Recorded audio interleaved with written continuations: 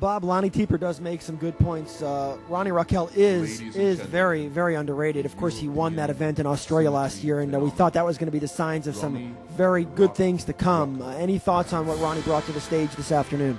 He brings a very, very complete package. He is very symmetrical. He is put together. His proportions are excellent. You can see it. Once again, when you're watching this guy on stage by himself, again, he's a very, very good and complete bodybuilder. The problem is it's tough to find a knock on the guy. The only knock is that when he's standing next to a guy with all those attributes, but with 30 pounds on him. Much like when you're watching the Nationals, Dan, you put the middleweight next to the super heavyweight, and all of a sudden the middleweight doesn't stand out as much. That's pretty much the same type of position. When you got to consider, Ronny Rockel is probably in the, I'll guess and say 225 range. Tony Freeman is almost 300 pounds. That's 70 pounds of muscle. Too much to overcome.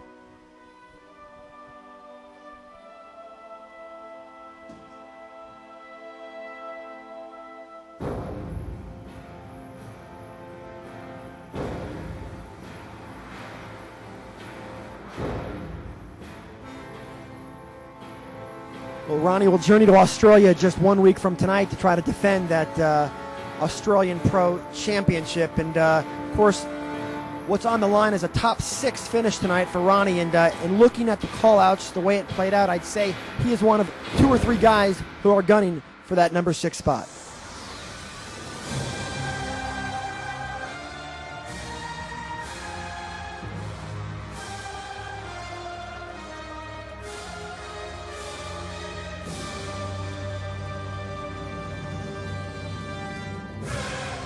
They don't let me out.